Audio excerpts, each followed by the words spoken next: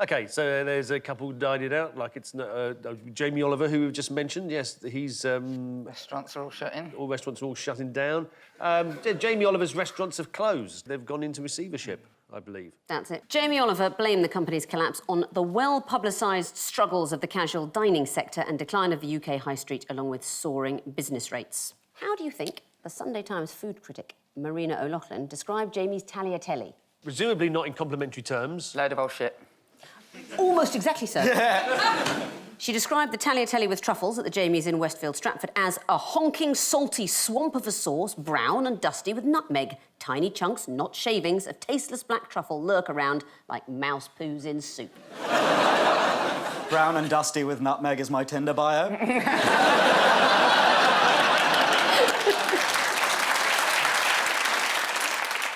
What did Peter Shilton have to say on the matter? I mean, I don't know how we ever cave unless we know what Peter Shilton... One time, goalkeeper's got to say. Peter Shilton posted a sympathetic tweet. Sorry to hear Jamie Oliver restaurants have gone into liquidation. I went with my wife and grandkids to one, and I had a steak with a sauce I specially requested, which was great. So that's nice. Jamie will appreciate that, Peter. That's lovely. But he added, but the kids had pasta, which they love, but couldn't eat as it was so bad. What recent trend may have affected the business, according to the food writer William Sitwell? More people getting food delivered? He said, the cost of dining has persuaded more people to cook at home and flirt with meal kits. What's a meal kit? It's what posh people who think that they've got no time get a load of stuff delivered to their door with, like, the right amount of spices in and then, like, pretend that they're really good at cooking because they just put things in together that had arrived on their door. It's a massive waste and a total nonsense. Well, that is new. I thought a meal kit was a tin and a tin opener. Can you still get truffles in tins? When did you last open a tin, for God's sake? Ordinary remark to make on public television.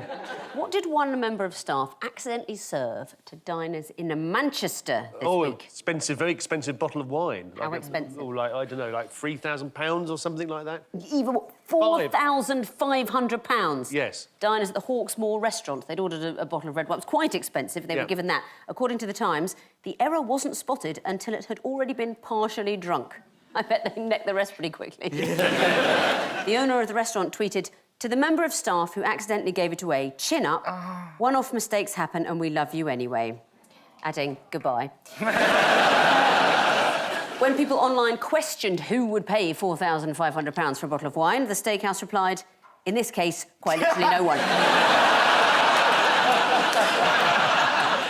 Who dropped in to help Sainsbury's celebrate their 150th anniversary? Queen. It was the Queen. Should we have a look? Yeah. Queen went and did, like, a self-service checkout. She wasn't into 6 items or less thing. So, do anything nice for the weekend? Let's see the Queen in the supermarket.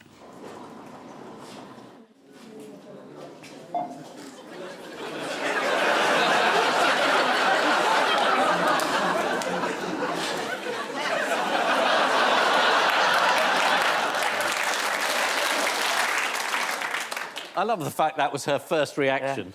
Yeah. She saw through the system. Yeah. To be fair, that's how she got the Kohinoor, by putting it through as a courgette. This is the demise of Jamie's Italian. Trying to explain the collapse of the restaurant chain, the manager of one Jamie's Italian said, things are fairly hard. I think he means al dente. One person affected by the collapse of Jamie's Italian was former England goalkeeper Peter Shilton, who tweeted that he'd enjoyed a steak there, but his grandchildren had pasta, which they loved but couldn't eat as it was so bad. Mind you, Peter Shilton's never liked tagliatelle, linguine or ravioli, as they all scored against him at Italia 90.